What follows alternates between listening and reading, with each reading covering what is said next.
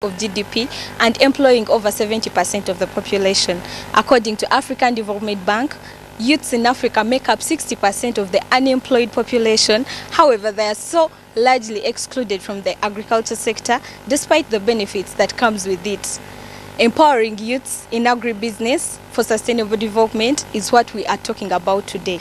Empowering the youth in agribusiness for sustainable development is what we are going to talk about today.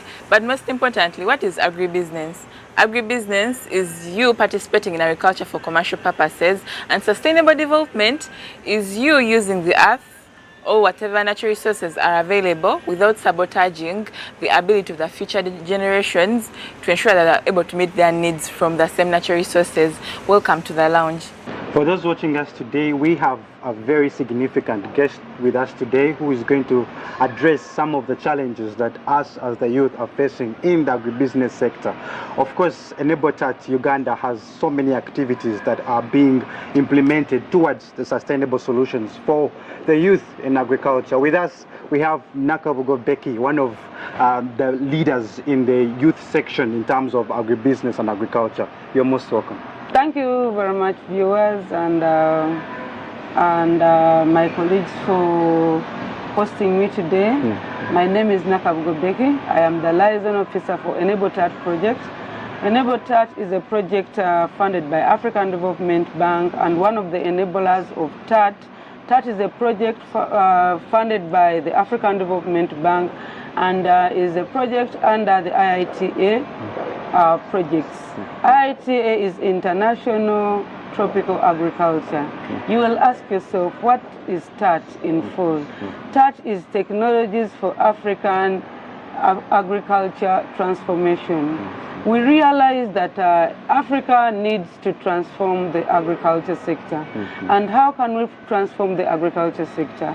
By having a modernized way of agriculture. Trying to mechanize and trying to look at agriculture as a business entity. For us in youth in agribusiness, we realized that most of the youth need a mindset change. And we can have a mindset change by capacity empowerment. The Youth in Agribusiness Office, under the Enabled project, we have 4 compacts in which we decided to help the youth. For example, we have what we call the advocacy, whereby we have sensitization and nurturing the youth. We go to different areas and cross-cut Africa. In, for example, Enabled is in 9 countries.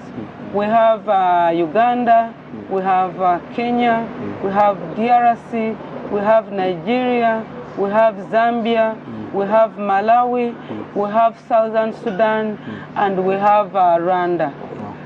Now we, in TAT 2, the project of phase TAT 2, we are going to cross-cut to other French-speaking countries. Yes.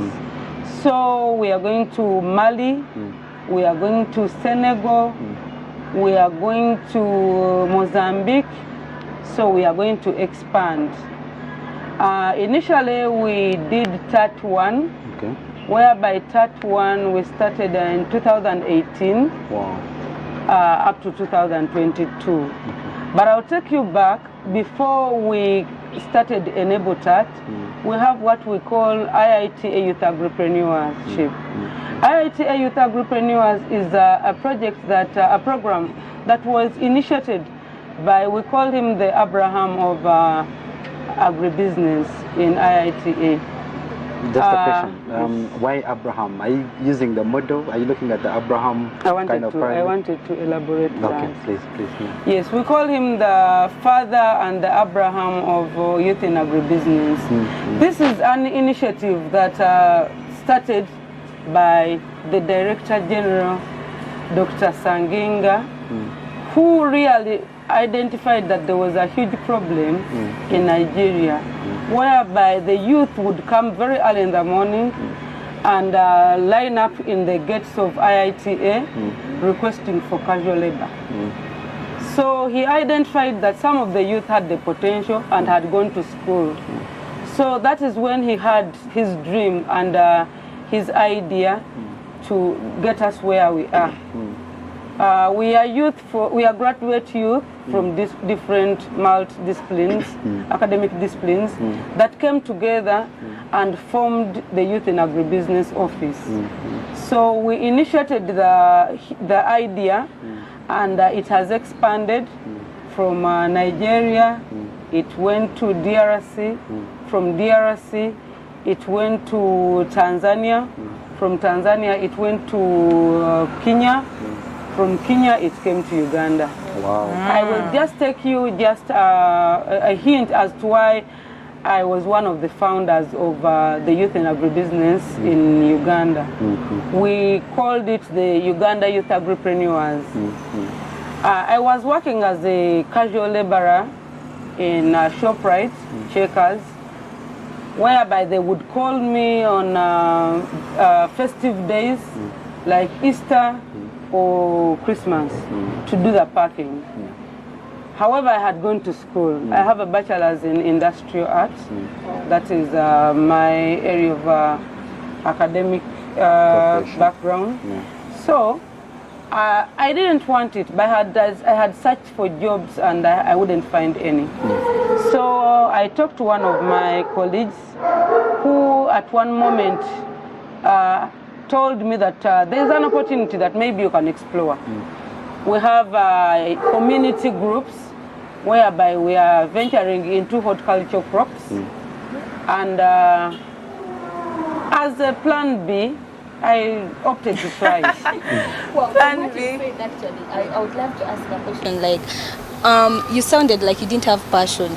No, honestly, and being honest, I didn't have the passion. Yeah. But I was like, okay, let me try it. So apparently, when it comes to the African continent, only the 10% of the young people are involved in agriculture, compared to the 60% in Asia. Maybe if I'm to compare with any other continent, would you say that maybe the young people in Africa don't have the passion? They're not interested in agriculture. What is the problem? What is the major problem? I think let her first tell us her story, then we shall understand why. Okay. I think, can I go back to the story? Yeah, of course. Okay. So this friend of mine invited me to the group.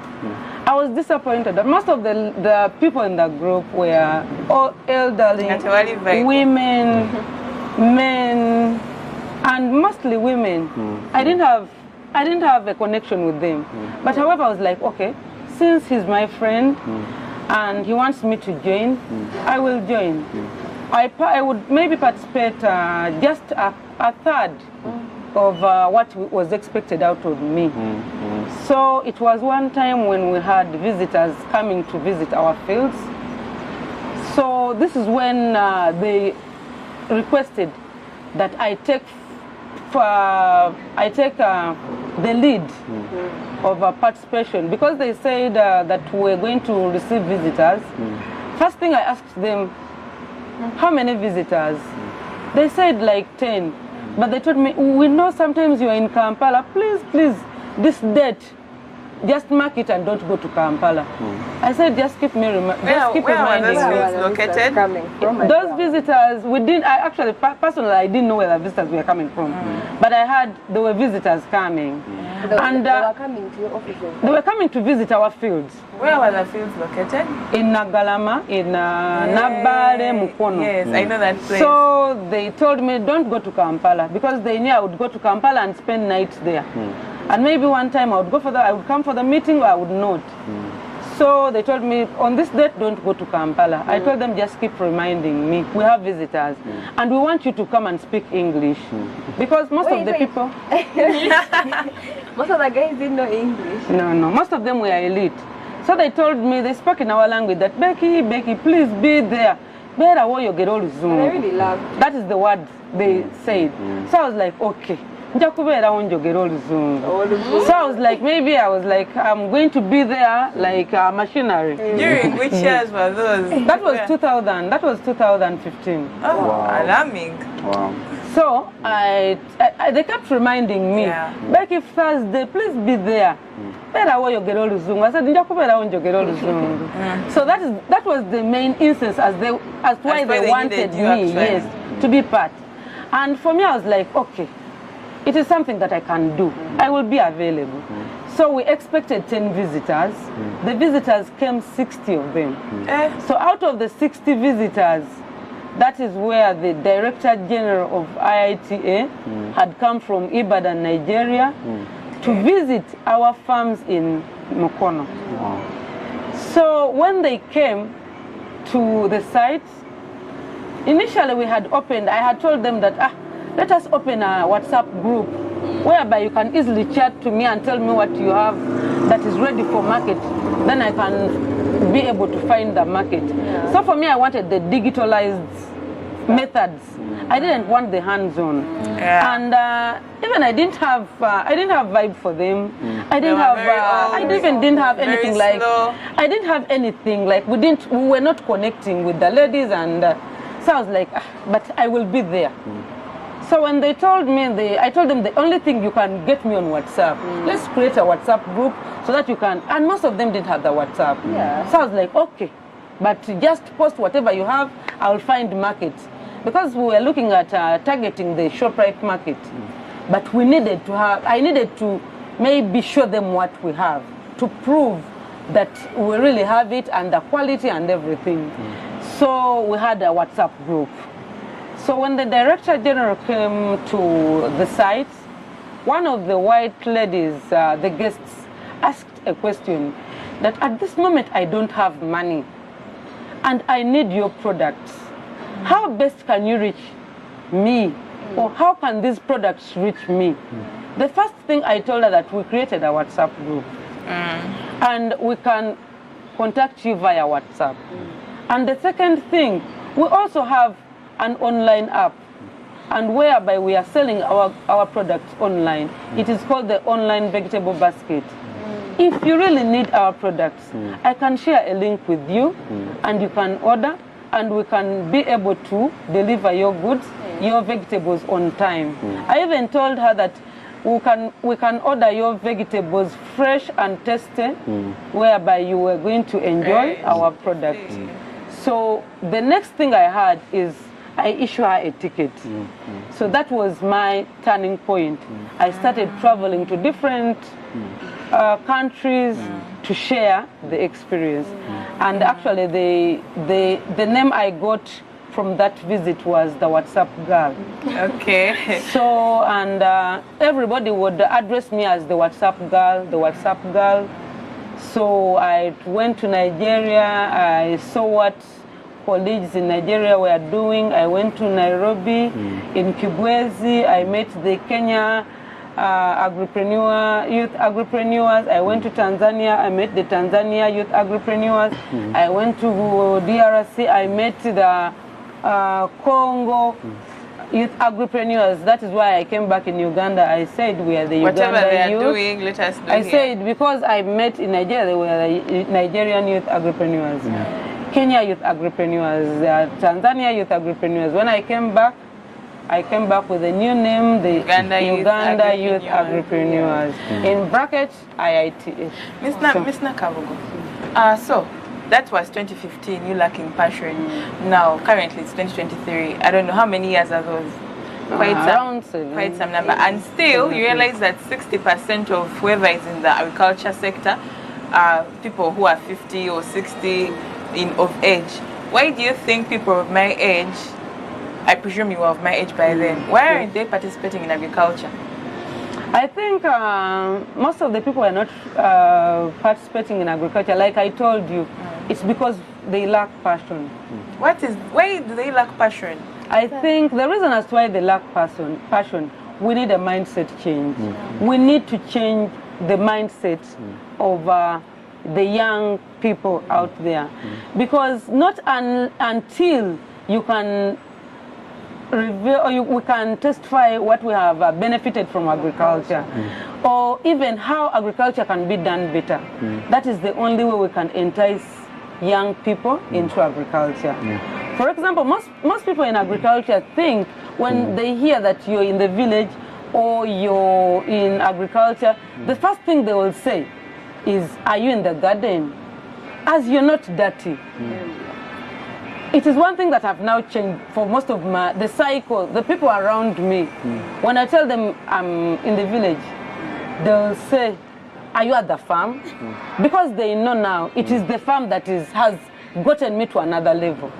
And if they see somebody calls on my phone and they find my phone is not on, somebody will think I'm out of the country, because they know that it is now something that is usual. I fly and in and out. So it's because of agriculture. I one time told my dad that, Dad, I thank God I did not do the nursing course, because when would I have ever flown? When would I have got in the first class? It is because of agriculture or agribusiness that I've got this far. So if youth have such testimonies, this can inspire them into agriculture. And I think if we interlink other sectors like the ICT, the marketing sector, the transportation sector, the mass communication, the journalism, there are a lot of sectors that we can embed or that can align with agribusiness or agriculture. That is why it is no longer called agriculture, it is called agribusiness. Because it is agriculture together with business. And business is a broad thing whereby it has very many stakeholders, transporters, even the consumers are determinants to agribusiness. So it is what really lacks to get the youth and really tell them what is all about agriculture. Miss Becky, I'm so grateful that we have you on this show today, because you're living testimony of people out there who think that white-collar jobs are the only jobs that can lead you to such an achievement. Not really. Really, thank you so much for coming. Well, apparently to some other people out there, some are interested into agriculture, but then they lack the funds, the resources to start with. What knowledge would you give someone out there that they have the passion, they want to join agriculture, but then they don't have the money? Money is a big problem out there. Brenda, before Ms. Nakab will say something to us, most times in rural areas, these farmers, usually, because they're so hardworking, they know what to do, but then they fail to get funds from financial institutions, especially banks. I don't know what the issue is, but I presume that Madam Ms. Nakarugo has to add on that, Ms. Nakarugo's story alone, the reflection of what it is in our country in regards to understanding what would happen with agriculture. For example, me, I know how to, dig and everything, and here all. Martha. Yeah, I know it's happening. Martha, you're but lying. Still, the problem is when we go to school, a few schools teach agriculture as a subject. Cramming. You know how you set up you last had agriculture lessons like in primary, so that is now still with our education. Where we dig for punishment. Yeah. Exactly. Holding a vernacular speaking. That is the Can you imagine? So now, me, when you're telling us the story, the first one to also get best before everything is done. When those guys come, how do they add on the farm? Besides now you taking your things to across everywhere. What you as you, when you saw that now, you didn't want them to come, you didn't want to welcome them, you as you, but when they came, they changed your name. How do they add to the farm before you left? And also the funds for the people in the rural areas. Actually, the first thing that the Director General did to the farm, he made sure that because we are into horticulture, he made sure that we can produce year-round. The first thing, horticulture, it is venturing in vegetables and, especially the leafy vegetables. He found us doing the sukuma wiki, the cabbages, and the nakati, and the amaranthus. So the first thing we were taught is to look at high-value crops, like broccoli, cornflower, cucumber, English cucumber, the sweet pepper capsicum. The first thing that the Director General of IITA, and thanks to him, he installed a greenhouse to our farm.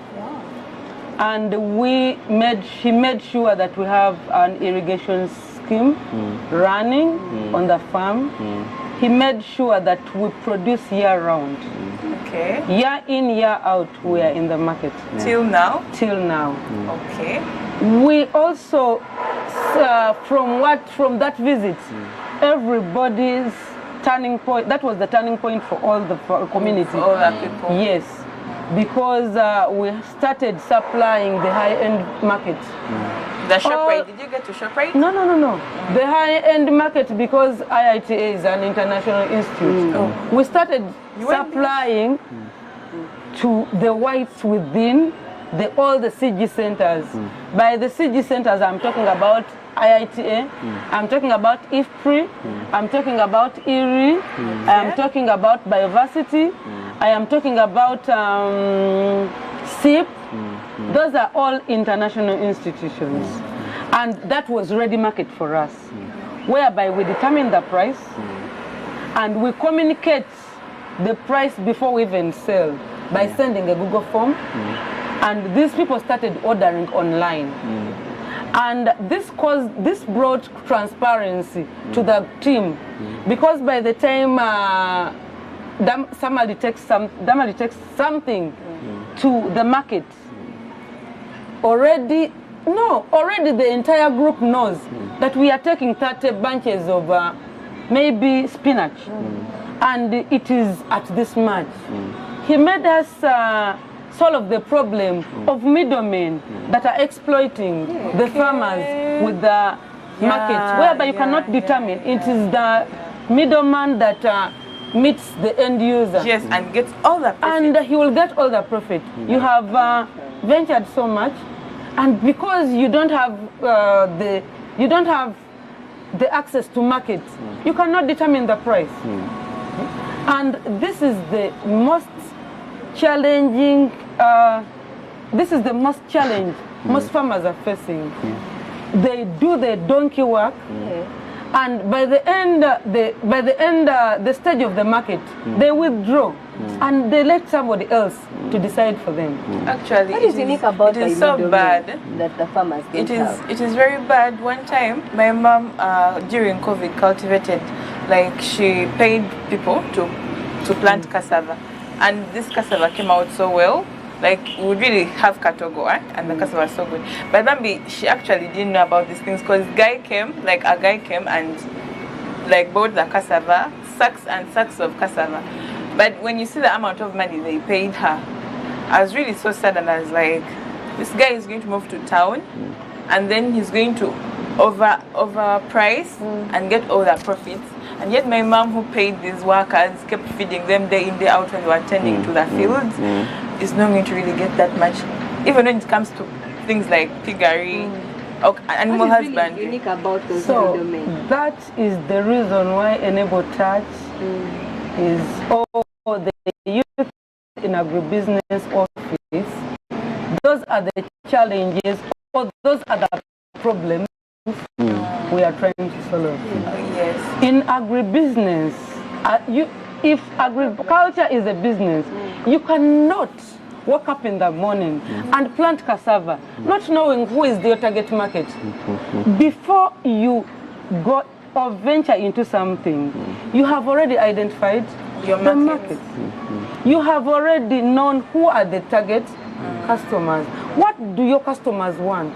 What are the distribution channels? How are you going to reach them? Are you going to go via a middleman? If it is via a middleman, you're supposed to have terms and conditions via that. Yes.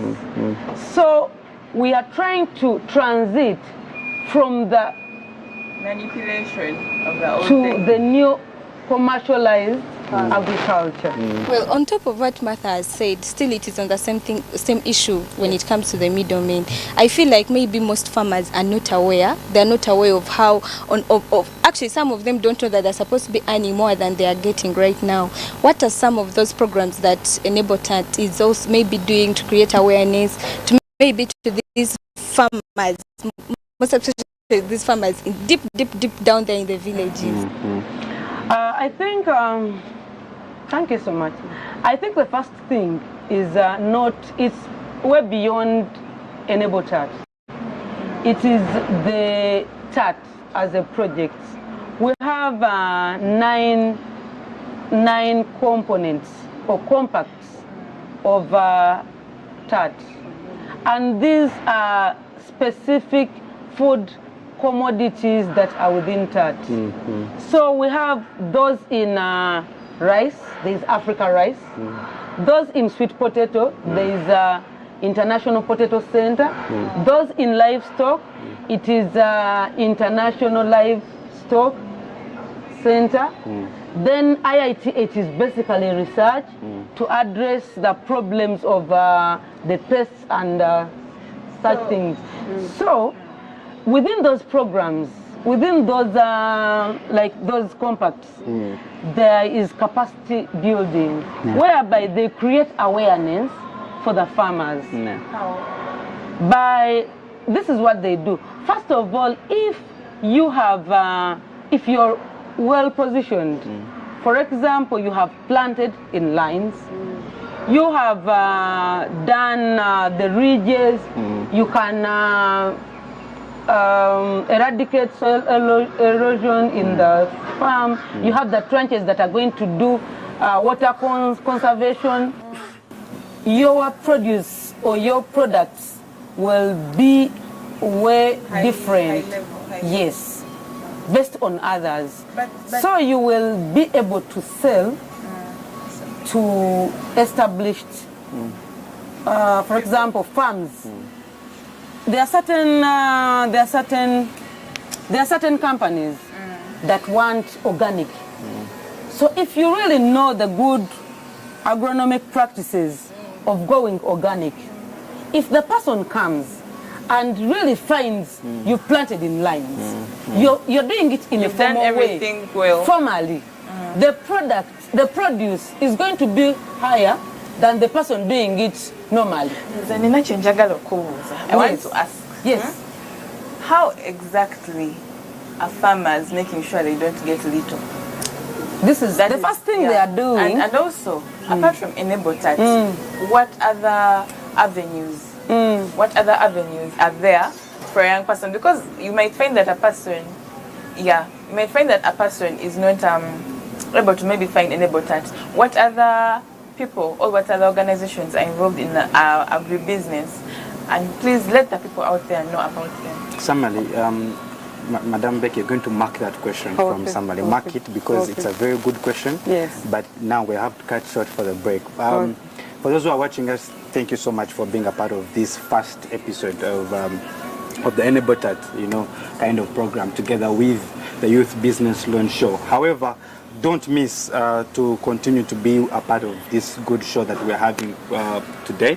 However, we are at a beautiful place called Onomo Hotel in Kampala.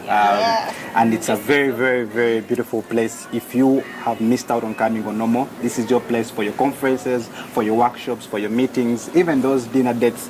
Please come to Onomo. However, we have to cut short for a very short break. Please join us as we continue a very powerful discussion with Nakabugo Becky. Thank you.